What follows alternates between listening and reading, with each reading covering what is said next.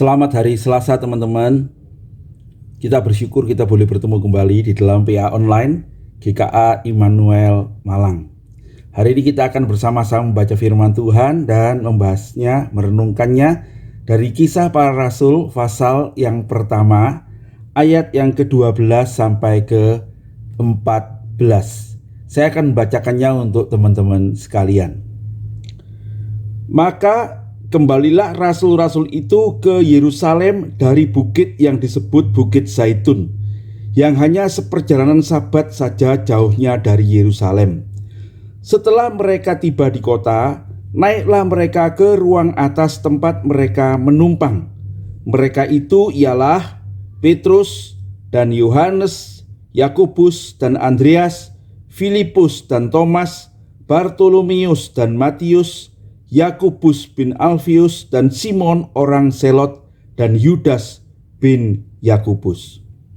Mereka semua bertekun dengan sehati dalam doa bersama-sama dengan beberapa perempuan serta Maria ibu Yesus dan dengan saudara-saudara Yesus. Berbahagia kita yang baca firman Tuhan, menyimpan dalam hati kita, merenungkannya dan berjalan di dalam tuntunannya. Mari kita berdoa sebelum kita bersama-sama merenungkan firman Tuhan ini. Bapa yang di surga, terima kasih kami boleh bertemu kembali untuk belajar firman-Mu.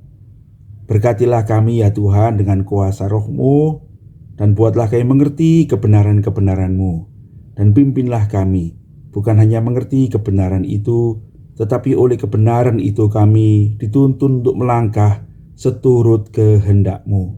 Dan kiranya ketika kami melangkah sesuai dengan maksud hati Tuhan, kami boleh hidup menyenangkan hati Tuhan, dan berkat-berkat Tuhan kiranya akan menopang menyertai kami untuk hidup memuliakan nama-Mu.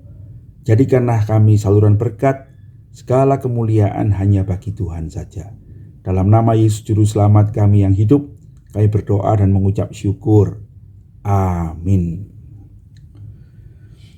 Nah saudara-saudara, bagian yang kita baca ini adalah melanjutkan apa yang sudah kita bahas 2 minggu berturut-turut ya, tentang Tuhan Yesus yang naik ke sorga. Dan sebelum dia naik ke sorga, dia berpesan pada murid-muridnya bahwa mereka akan menjadi saksi-saksi Tuhan di Yerusalem, di Yudea, di Samaria, dan sampai ke ujung bumi. Nah tetapi Tuhan mengatakan jangan kemana-mana dulu, tunggu di Yerusalem ya, dan Roh Kudus akan turun ke atasmu. Waktu Roh Kudus turun itulah engkau akan mempunyai kuasa, dan dengan kuasa itulah mereka akan terus memberitakan Injil kemudian dan menjangkau seluruh bumi. Saudara-saudara, kemudian Tuhan Yesus terangkat ke sorga, dan murid-murid itu kemudian kembali ke Yerusalem menanti-nantikan Tuhan ya. Mereka bertekun di dalam doa. Nah saudara-saudara, hari ini kita akan membahas tentang bertekun di dalam doa itu bagaimana ya. Dikatakan oleh firman Tuhan di dalam ayat 12 itu, mereka itu kembali ke Yerusalem dari Bukit Zaitun. Lalu dikatakan di ayat 13, setelah mereka tiba di kota, naiklah mereka ke ruang atas tempat mereka menginap. Nah saudara-saudara, kita tidak tahu ruang atas itu milik siapa, tapi nampaknya adalah milik salah seorang murid dari Tuhan Yesus. Ya, ada penafsir yang mengatakan itulah ruang atas di mana Tuhan bersama murid-muridnya makan Paskah bersama itu ya. Nah saudara-saudara, tetapi yang penting dalam cerita ini, mereka itu kemudian berkumpul di ruang atas itu ya. Dikatakan, disebutkan nama-nama mereka adalah Petrus, Yohanes, Yakobus, Andreas, Filipus, Thomas, Bartolomeus, Matius, Yakobus bin Alfius, Simon orang Selot, Yudas bin Yakobus. Lalu dikatakan beberapa perempuan bersama-sama dengan mereka.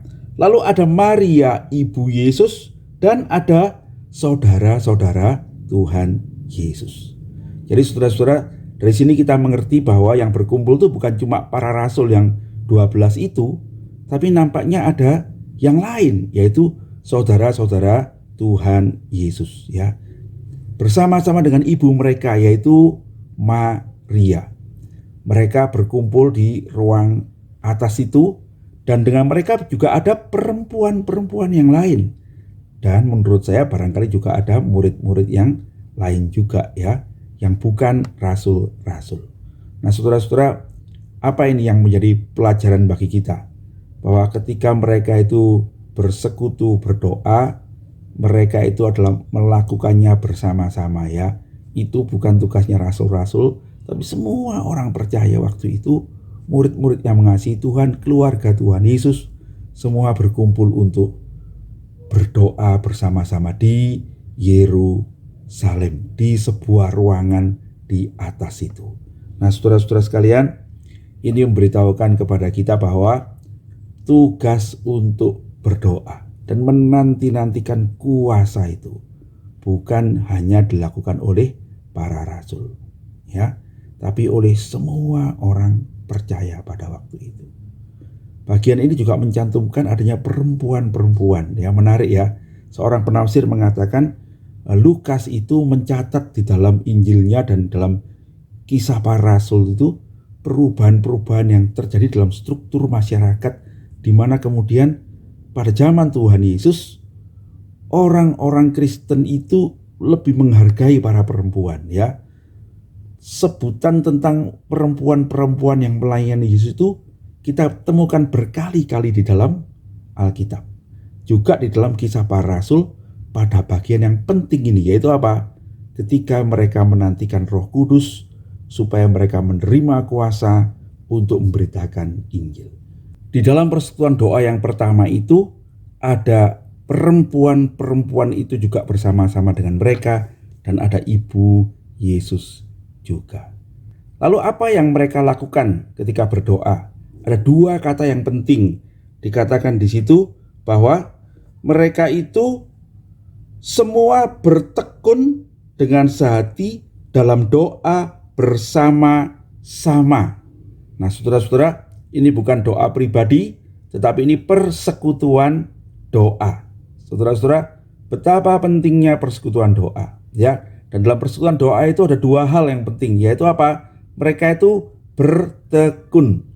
Bertekun itu menunjukkan apa saudara-saudara? Bertekun itu menunjukkan bahwa mereka terus berdoa sekalipun mereka tidak mendengar jawaban segera ya. Dan kita kemudian tahu bahwa mereka berdoa itu 10 hari ya, sampai Roh Kudus turun ya.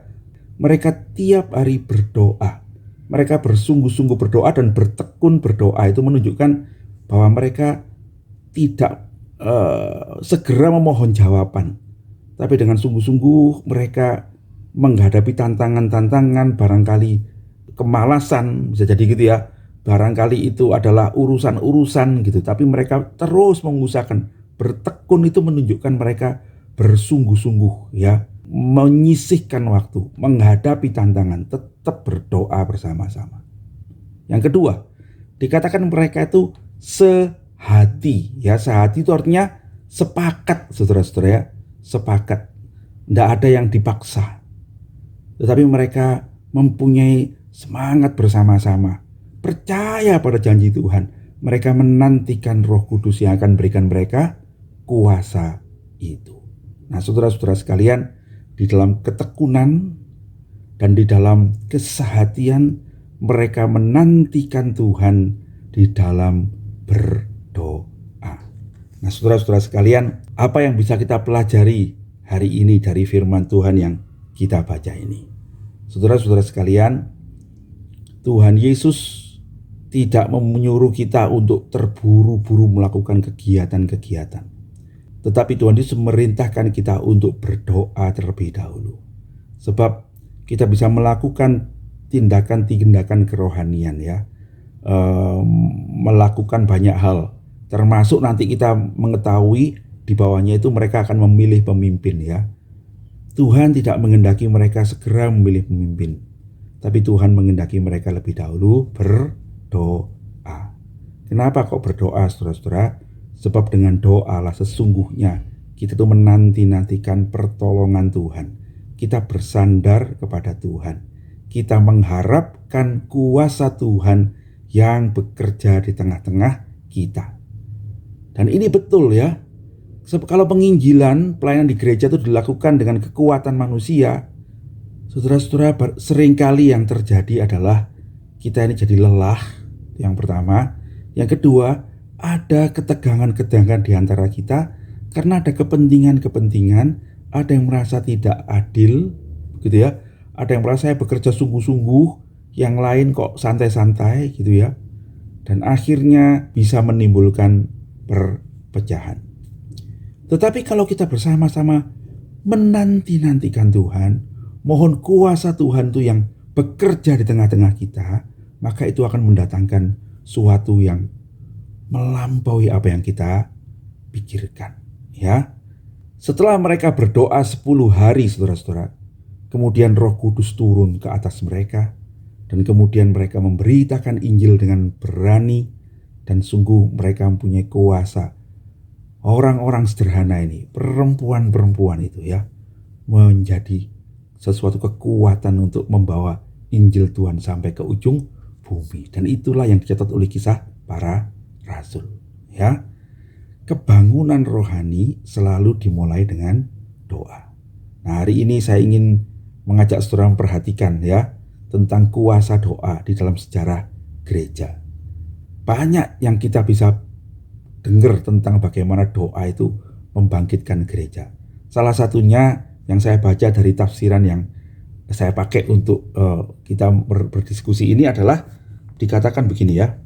Pada tahun 1850 Amerika itu sedang mengalami kemerosotan rohani. Ya, orang-orang Kristen dan masyarakat itu menjadi sangat duniawi dan gereja ditinggalkan oleh orang-orang untuk beribadah. Nah, tetapi pada tahun 1857 ada seorang bisnismen yang berumur 46 tahun, namanya Jeremiah Lavier. Dia itu merasa dia harus memulai sesuatu untuk kebangunan rohani Amerika. Apa yang dia lakukan? Dia mengundang orang-orang untuk berdoa. Katanya saudara-saudara, waktu dia mulai berdoa, dia datang ke tempat dia berdoa, ternyata dia cuma sendirian berdoa. Saudara-saudara, hari itu dia berdoa sekitar setengah jam sendirian. Tapi setelah dia berdoa setengah jam, mulailah datang beberapa orang berdoa. Ya, dikatakan ada 6 orang yang akhirnya berkumpul berdoa pada hari itu. Ya, dari berbagai denominasi. Minggu depannya mereka berkumpul lagi dan berdoa kembali. Dan lebih banyak yang datang.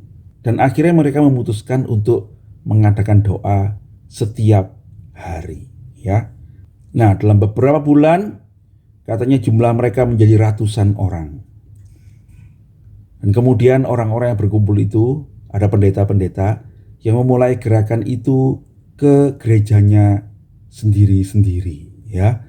Jadi pastor-pastor itu mengadakan pertemuan di gerejanya, orang-orang yang berkumpul tetap berdoa, tapi pastor-pastor ini, pendeta-pendeta itu mengadakan pertemuan doa itu di gerejanya, ya. Dan katanya di dalam waktu 6 bulan persekutuan doa itu sudah mencapai 10.000 orang di kota New York saja, ya. Dan dikatakan setelah itu maka bangkitlah kegerakan doa itu kemudian di seluruh Amerika Utara, ya, sehingga dikenal sebagai The Great Awakening, ya, kebangunan rohani yang besar yang terjadi pada tahun 1857 sampai tahun 1859. Dalam persekutuan doa inilah dibangkitkan semangat untuk memberitakan Injil, mengajak kembali orang-orang percaya untuk kembali ke gereja, mentaati firman Tuhan. Dan katanya saudara-saudara, dicatat ada 2 juta orang yang bertobat, menerima Tuhan Yesus sebagai Tuhan dan Juru Selamat di antara kurun waktu itu, ya, 1857 sampai 1859. Dan gereja bertumbuh dan bertambah, katanya sekitar 3 juta orang di dalam waktu 2 tahun itu. Saudara-saudara, sungguh kebangunan rohani itu terjadi jika kita berdoa. Bukan hanya doa secara bersama, saudara-saudara. Doa pribadi juga begitu ya. Dalam sejarah juga mencatat ada seorang bapak gereja yang bernama George Mueller. Pada bulan November 1844, George Mueller itu setelah dia bertobat, dia mulai mendoakan 5 orang sahabatnya. Ya, dia berdoa, katanya, saya berdoa setiap hari dalam keadaan apapun. Saya mendoakan 5 orang sahabat saya itu dengan tidak henti-hentinya. Dan kemudian dicatat bahwa setelah 8 bulan, orang pertama dari 5 sahabatnya itu bertobat. Dan kemudian 5 tahun kemudian, orang kedua bertobat. Dan kemudian setelah 6 tahun kemudian, jadi setelah hampir 12 tahun, saudara, orang yang ketiga bertobat. Dan George Mueller terus berdoa untuk 2 orang yang lain itu sampai akhir hidupnya. Di akhir hidupnya George itu pernah berkata bahwa saya sudah berdoa 36 tahun untuk 2 orang sahabat saya itu, tapi mereka belum juga mau menerima Tuhan Yesus. Tapi katanya sesaat sebelum George Mueller meninggal, orang yang keempat itu bertobat, ya. Dan orang yang kelima kemudian bertobat beberapa tahun setelah George Mueller meninggal dunia. Dan sejarah mencatat bagaimana orang-orang itu mengakui mereka itu dituntun untuk percaya pada Yesus sebagai sahabat mereka yang mendoakan mereka. Saudara-saudara sekalian, apa yang lebih baik yang daripada yang bisa kita lakukan di dalam mencari kuasa dan pertolongan Tuhan selain berdoa? Kita harus membaca Alkitab kita. Ini yang kita lakukan dalam PA ini. Tetapi kita juga harus bertekun di dalam doa-doa kita. Ya. Di gereja sedang berkumpul untuk mencari regenerasi kepemimpinan. Kita tahun ini akan ada pemilihan majelis. Bagaimana kita memulainya? Mari kita mulai dengan berdoa. Kita menantikan pertolongan Tuhan, tuntunan Tuhan, sehingga orang-orang yang disiapkan dalam pelayanan itu adalah orang-orang yang Tuhan pilih sendiri.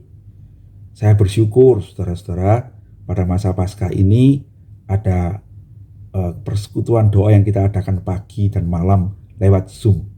Setiap pagi ada sekitar 30-35 orang sudah rajin berdoa selama hampir 3 tahun ini, ya 3 tahun ini bahkan, sejak masa pandemi. Dan sekarang pada malam hari kita sedang ada persekutuan doa Zoom juga untuk pemuda remaja. Ada 30 orang lebih yang bersekutu bersama-sama setiap malam berdoa. Saudara-saudara, waktu saya memperhatikan nama-nama saudara yang berdoa itu, saya tahu saudara-saudara yang berdoa inilah yang bertekun untuk mengikutinya, yang akan Tuhan pakai untuk kelak mengerjakan pekerjaan Tuhan di tengah-tengah gereja kita. Kalau kita ada 50-60 orang setiap hari berdoa, bersekutu, saling menguatkan, saling mengingatkan, saudara-saudara, saya percaya gereja akan dibangkitkan. Saudara-saudara, doakanlah juga untuk keluargamu, untuk sahabat-sahabatmu, dan percayalah, jikalau engkau sungguh-sungguh bertekun mendoakan mereka, Tuhan akan menolong mereka juga untuk datang kepada Tuhan. Boleh sharing ya teman-teman. Kapan saya bisa berdoa untuk orang-orang itu? Saya memakai waktu-waktu makan, ya. Kalau kita makan itu biasanya kita berdoa dengan doa yang sudah hafal kita, ya. Doa yang paling kita tidak usah pikir itu doa makan, bukan? Setiap kita mau makan tutup mata pasti kita mengucapkan doa yang sama, begitu kan? Kadang-kadang sampai saya itu kalau udah doa makan bersama-sama, kalau udah menghadap ke piring dan kemudian mau makan, otomatis nutup mata doa lagi gitu ya. Kenapa? Ya karena itu otomatis begitu kan ya. Akibatnya apa teman-teman? Itu menjadi doa yang menjadi kebiasaan. Tentu baik ya, karena itu mengingatkan kita akan berkat Tuhan, bersyukur. Tetapi saya mulai belajar untuk mengisinya dengan mendoakan satu nama setiap makan. Ya, doakanlah keluargamu, doakanlah anakmu, orang tuamu, sahabatmu, satu orang setiap saudara makan. Saudara akan mendoakan banyak orang. Dan ketahuilah, kalau engkau bertekun di dalam doa, Tuhanlah dengan kuasanya akan menuntun orang-orang yang kita kasihi, yang kita doakan itu, untuk datang mengenal Dia. Tuhan kiranya menolong kita saudara-saudara. Dan kiranya kita mempunyai keyakinan bahwa jikalau kita berdoa, maka roh Tuhan akan bekerja dan ada kebangunan rohani terjadi di dalam gereja. Mari sekarang kita berdoa. Tuhan Yesus, terima kasih kami boleh belajar pada hari ini tentang bagaimana menanti-nantikan Tuhan dengan berdoa. Berikanlah kami ketekunan ya Tuhan untuk bisa berdoa terus, sekalipun sepertinya jawaban itu masih jauh, sepertinya kami tidak segera mendapatkannya, sekalipun kami menghadapi halangan-halangan, sekalipun kami mengalami kelelahan dan kejenuhan. Buatlah kami tekun berdoa. Engkau sajalah pertolongan kami. Berikanlah kami kesehatian, sehingga kami boleh saling menguatkan, saling dalam mendoakan, dan biarlah Engkau memberikan kami kerelaan, sehingga kami tidak dengan terpaksa berdoa, tapi dengan iman kami sungguh-sungguh berdoa. Dan Tuhan, kiranya Engkau yang akan membuat kami melihat kuasa-Mu nyata ketika dinyatakan di dalam doa-doa kami. Berkati gereja-Mu, berkati semua saudara-saudara, biar Engkau yang akan mendengar doa kami yang kami panjatkan di dalam Yesus Kristus, Tuhan dan Juru Selamat kami yang hidup. Amin. Demikian PA kita hari ini saudara-saudara. Sampai bertemu nanti sore jam 6. Kita boleh mendiskusikannya bersama-sama di dalam Zoom meeting GKA Immanuel Malang. Tuhan Yesus memberkati.